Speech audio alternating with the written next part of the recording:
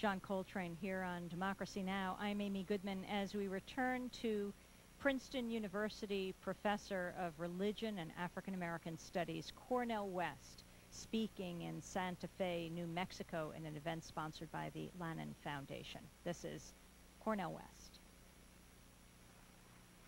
Eugene O'Neill said it so well in Iceman Cometh, or at least in his interview prior to the Iceman Cometh in 1946. He said, Americans suffer from this notion that somehow they can possess their souls by means of possessing commodities. Don't they recognize that they'll end up a nation and an empire who has the capacity to conquer the world but has completely lost its soul? Oh, Eugene, we need you, brother.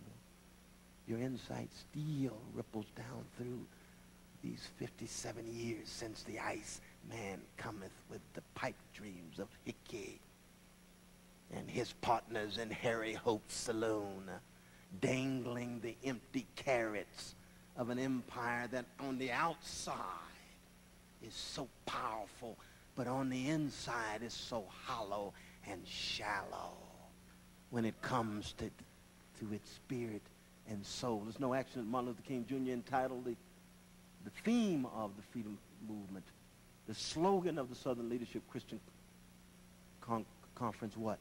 Saving the soul of America. He didn't have to read Eugene O'Neill's Iceman Cometh to know what he was talking about. And of course, Malcolm X suggested, Brother Martin, America has no soul, brother. You're missing the point. It's about power.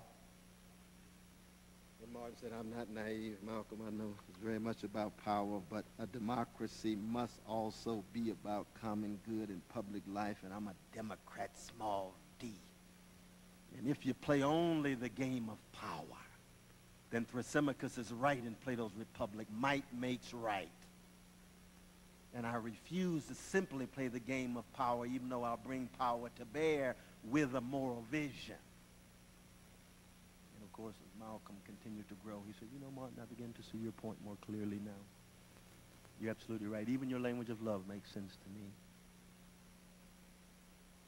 Because it is, in fact, better to fight to save the soul rather than to blind oneself and live a soulless life in an imperial country.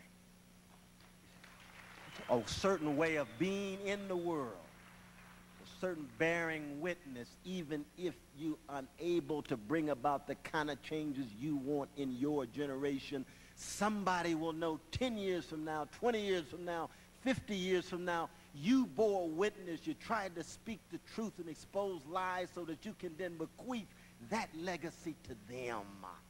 Tradition is not something you inherit, T.S. Eliot says. You have to fight for it in order to actually gain access to your tradition. You can't keep a tradition of struggle for freedom and democracy alive without people willing to bear witness, even in a bleak moment when they know that they will never see the positive results in their lifetime. That's part of our challenge today. That's part of our challenge, this historical moment. That's one reason why we live in the age of Chekhov. Oh, Anton Chekhov, grandson of a slave, medical doctor, administers to the poor during the day and writes short stories and plays at night. And his age was one of what? Deep disillusionment, deep disappointment, deep disenchantment, and yet what? Endurance through suffering, struggle through darkness. Why? Because it's not about just winning. It's about testifying and bearing witness. You get this even in our dominant forms of religiosity in the United States, especially Christianity. American Christianity is a market form of Christianity for the most part. It's all about identifying with a winner. That's why Easter Sunday the churches are full, but Good Friday they're empty. I'll show up when the winner pops up. But don't tell me about the main protagonist being treated like a political prisoner by the Roman Empire. Don't tell me about a senseless death based on injustice. And certainly don't tell me about the Saturday in which, echoing Nietzsche, God is dead, even for Christians. You don't get too much theothanatology in Christian thought these days. But God is dead that Saturday. And there was no thought of a bounce back. That's why Peter himself said, I didn't know the brother 3 times. Never seen him. No recollection of him. And that's Peter. That's the foundation of the church, right?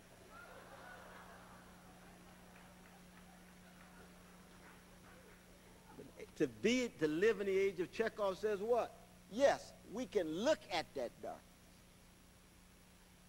We can look at the Patriotic Act 1, the Patriotic Act 2, the escalating authoritarianism, the violation of rights and liberties of Arab brothers and sisters and Muslim brothers and sisters. And if they start there, an Arab American is just as American as any other American in this nation. They start there, it easily creeps. It's easily extended. We can look at the aggressive militarism. Iraq today, Syria, Iran, North Korea tomorrow. It's very dark. And Chekhov says what? Keep smiling, keep fighting, keep thinking, keep loving, keep serving, keep sacrificing. It's not about the win overnight. It's not about the quick fix. It's not about the push-button solution. It's about what kind of human being you want to be. What kind of legacy you want to live. Reminds one very much of the blues. Been down so long that down don't worry me no more. That's why I keep keeping on anyway. It's not logical. Not logical at all. If you depend solely on the logic, you're in deep trouble. And that's another reason why I think that a blues people has so much to teach a blues nation. That the doings and sufferings and visions of black people in the Chekhovian manner have much to teach the United States now that as a nation we have the blues. Not just in our economy. Workers have had it for a long time. Not just in our homes. Sisters of all colors dealing with domestic violence. Not just in our social life. Gay brothers and lesbian sisters devalued, dealing with the hypocrisy of the straights, the insecurity of the straights. No, now it's a national community. And all go to friends and receive a common response, right? No matter what color you are. Oh my God, I'm more American than I thought. I didn't feel that American in Chicago, but I'm very American in Paris. What's going on here? Yes. Part of a community that is perceived by the world as being arrogant,